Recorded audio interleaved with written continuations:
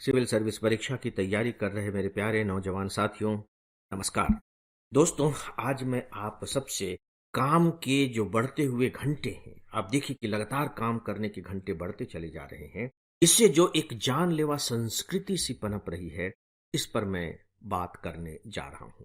हालांकि हो सकता है कि मेरे इस शीर्षक को सुनने के बाद आप थोड़े से चौंके हों कि ये कैसे करंट अफेयर्स का हिस्सा हो गया। मैंने क्यों इस विषय को लिया है, पहले मैं स्पष्ट करना चाहूंगा, तभी आप समझ पाएंगे कि वास्तव में ये आपके लिए इंपॉर्टेंट है।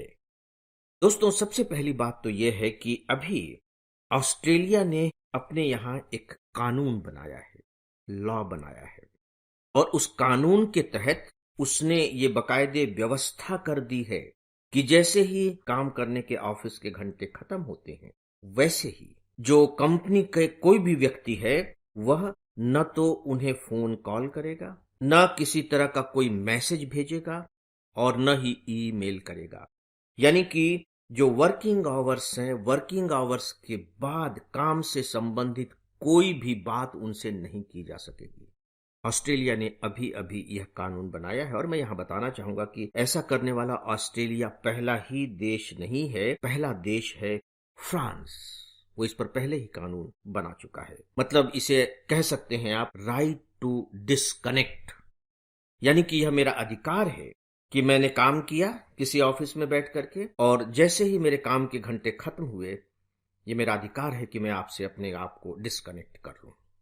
इसलिए मैंने इस विषय को लिया। तो अब आपको लग रहा होगा कि नहीं, ये तो वास्तव में करंट अफेयर्स का विषय है, और इसको लेकर के बाकायदे कुछ अखबारों ने एडिटोरियल कमेंट्स भी लिखे हैं। न्यूज में यह उतना प्रोमिनेंटली नहीं आ पाया है। दूसरी बात, दोस्तों, ये जो टॉपिक है अपने आप में नो डाउट कि वर्क कल्चर के बारे में तो है ही साथ ये निबंध का बहुत इंपॉर्टेंट टॉपिक है।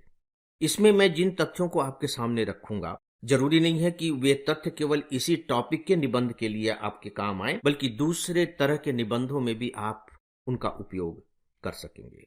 और जहां तक मुझे लगता है कि आपके जनरल स्टडीज मेंस का जो 4th पेपर है, एथिक्स का, इंटीग्रिटी का, उसके लिए भी यह बहुत इंपॉर्टेंट है।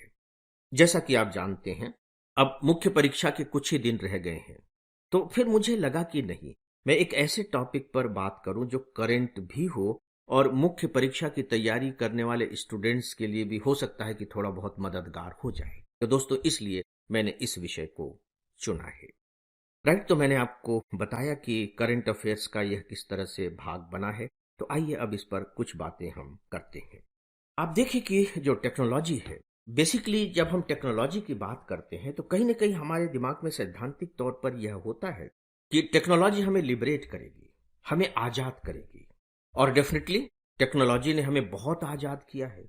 आप छोटी छोटी टेक्नोलॉजी को आप देख लीजिए कि घर में केवल फ्रिज आया, और फ्रिज आने के कारण जो हमारे घर की महिलाएं थीं, जो किचन में काम करती रहती थी, पूरा दिन गुजारती थी, उन्हें इसने कितना लिबरेट कर दिया। केवल एक फ्रिज ने, बिजली के बल्ब ने हमें कितना आजाद कर दिया। तो टेक्नोलॉजी का मतलब ही है मनुष्य को लिबरेट करना, उसे आजाद बनाना। लेकिन अनफॉर्चुनेट ये हुआ है कि अभी जो टेक्नोलॉजी आई है, जिसने हमारे हाथ में स्मार्टफोन दे दिया है, उसने व्यक्ति को आजाद कम किया है, गुलाम ज्यादा बना लिया है।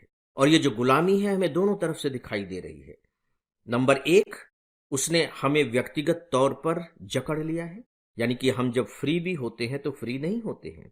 हम स्मार्टफोन के साथ उलझे हुए रहते हैं, और इसमें हम इतने उलझे हुए रहते हैं कि इसके कारण दूसरी चीजों के लिए हम वक्त ही नहीं निकालते, चाहे वो परिवार के सदस्यों के साथ बातचीत करने की बात हो, या अपनी जो दूसरी रुचियां हैं उन्हें पूरा करने की बात हो।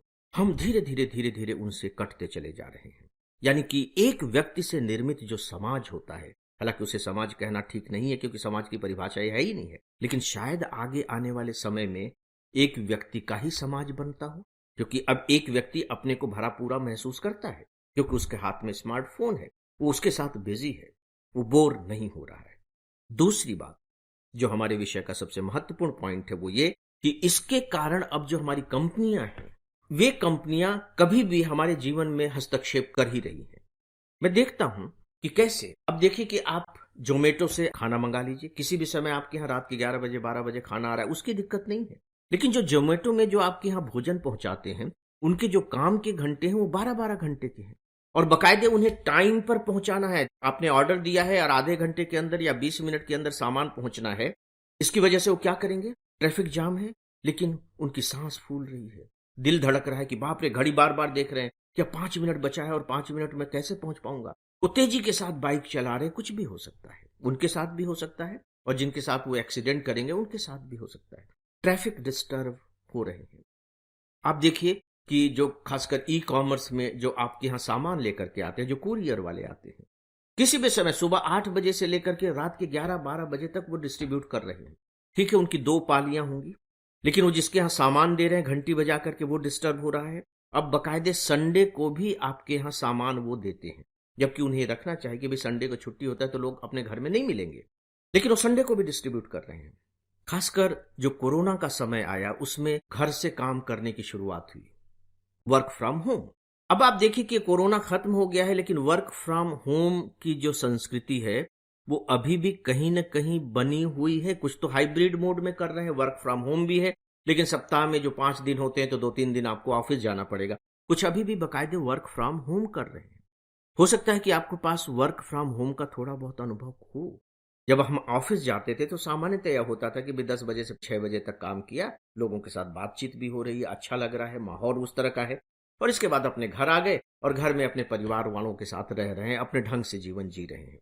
लेकिन जब से ये वर्क फ्रॉम होम शुरू हुआ है, सच पूछिए तो होम ही वर्क प्लेस बन गया है, ऑफिस में कन्वर्ट हो गया है। सुबह 8-9 बजे आप बैठ जाते हैं और रात में पता नहीं कितने बजे तक आप बैठे रहते हैं। अनजान लोग जब पूछते हैं कि भई ये रात में तुम क्या करते हैं, तो कहते हैं कि वो अमेरिका से कॉल है, फलाने से कॉल है। यानी कि जो इंटरसेक्ट जो टाइम जोन है, अलग अलग देश के अलग अलग टाइम जोन है। भारत में मैं बैठा हुआ हूं, अमेरिका के लिए मैं काम कर रहा हूं। अमेरिका में ऑफिस जब खुलता है तब हमारे यहाँ रात हो जाती है, और जब हमारे यहाँ रात होती है तो उनके यहाँ ऑफिस खुलता है। अब इसका आप क्या करेंगे? लेकिन मुझे निभाना है उसके साथ, अदरवाइज वो मुझे नहीं रखेंगे। शायद हमें मालूम नहीं है कि ये जो विदेशी कंपनियां हैं वो हम भारतीयों को क्यों ज्यादा पसंद करती हैं। हमें लगता होगा कि हम बहुत योग्य हैं, नो डाउट कि हम योग्य हैं भी, लेकिन उसके पीछे एक दूसरा बहुत बड़ा रीजन ये है कि कोई अगर वर्किंग आवर के बाद हमें डिस्टर्ब करे, कोई यानी कि कंपनी का कोई भी व्यक्ति, चाहे वो सीईओ हो, चाहे जो भी हो, मैनेजर हो, तो हमें कोई आपत्ति नहीं होती, हम उसे स्वीकार कर लेते हैं। तो हमारे साथ काम करना उन लोगों को बहुत सुविधाजनक लगता है, इसलिए वे ऐसा करते हैं। मैं यहां आपको बताना चाहूंगा कि जापान में तो स्थितियां बहुत ज्यादा खराब हो चुकी हैं इसको लेकर के, और उन्होंने एक नई टर्मिनोलॉजी डेवलप की है, खासकर जो वर्कोहलिक है। अल्कोहलिक तो आपने सुना होगा, जिन्हें शराब की लत हो जाती है। वर्कोहलिक भी होते हैं जिन्हें काम करने की लत हो जाती है। हालत यह हो गई है कि लोग काम से इतने परेशान हो जाते हैं, उसके इतने दबाव में आ जाते हैं कि उनकी डेथ हो जाती है। और जिनके काम के दबाव की वजह से डेथ होती है, उनके लिए उन्होंने एक नई टर्मिनोलॉजी इजाद की है, बनाई है, वो है कारोशी। KAROSHI। सोच करके देखिए, 1 2 4 5 के डेथ होने पर तो नई शब्दावली निर्मित नहीं की जाती, यानी कि इसकी भी संख्या काफी हो रही होगी। तो जापान में भी अब इसके खिलाफ आवाज उठने लगी है। दोस्तों, यहां हमें सोचना यह होगा कि जब हम इस तरह से काम करते हैं या हमसे जब काम लिया जाता है तो इसके लिए दोषी कौन है? कंपनियां दोषी हैं, या कहीं ऐसा तो नहीं कि हम भी दोषी हैं, क्योंकि हमारे अपने एम्बिशन हैं। हमें लगता है कि हम कंपनी को खुश करके ज्यादा से ज्यादा अधिक ऊंचाइयों तक पहुंच सकेंगे, और जब हमारे एम्बिशन इस तरीके के हो जाते हैं तो पता लगता है कि हमारे सारे के सारे संबंध ढीले हो जाते हैं। हम खुद भी दुनिया भर की बीमारियों के शिकार हो जाते हैं। ये जो ब्लड प्रेशर आपको दिखाई देता है, जो शुगर दिखाई देता है, जो हार्ट अटैक के मामले जो दिखाई देते हैं, इसके पीछे बहुत बड़ा रीजन कहीं ना कहीं स्ट्रेस तो है। तो ऊंचे पद पाने के चक्कर में या ज्यादा से ज्यादा अर्निंग करने के चक्कर में पता लग रहा है कि हम अपने स्वास्थ्य को खोते जा रहे हैं, और जब हमें ऊंचा पद मिलने की स्थिति आएगी तब हम उसे एंजॉय करने की स्थिति में ही नहीं रहेंगे, क्योंकि हमारा स्वास्थ्य बहुत ज्यादा डाउन हो चुका है। तब सवाल ये उठता है कि इस तरह की जो संस्कृति विकसित होती चली जा रही है, इसे कैसे नियंत्रित किया जाए। ऑस्ट्रेलिया ने कानून बना दिया, फ्रांस इससे पहले कानून बना चुका है, और मुझे ऐसा लगता है कि शायद उनके दिखाई इस रास्ते पर और दूसरे ऐसे देश चलें जिनके नागरिक इसकी मांग कर रहे हैं, राइट टू डिस्कनेक्ट की, और आगे चल करके हो सकता है कि कुछ और लोग परेशान होने लगे, अभी उनकी परेशानी उस स्तर पर नहीं हुई है, तो एक संभावना केवल यही रह जाती है कि इसके खिलाफ कानून बनाया जाए। तो दोस्तों, इस विषय पर मैंने बहुत ही व्यावहारिक स्तर पर आप सबसे बातें की हैं। आपके पास भी इसका अनुभव होगा, सीधे अनुभव नहीं होगा तो दूसरों से बातचीत के जरिए आपको पता लग रहा होगा, आपके अपने विचार होंगे। मैं चाहूंगा कि इस टॉपिक पर आप भी थोड़ा सा, कम से कम आधा घंटा समय निकाल करके विचार करें, तो इससे आपके दिमाग की एक्सरसाइज भी होगी, साथ ही साथ विचार करने की क्षमता भी बढ़ेगी, और इसमें आप कुछ अपनी ओर से नए पॉइंट्स भी जोड़ पाएंगे। तो फ्रेंड्स, इस टॉपिक पर आज बस इतना ही, और इसी के साथ ही आज के इस डेली ऑडियो लेक्चर को समाप्त करता हूं। नमस्कार।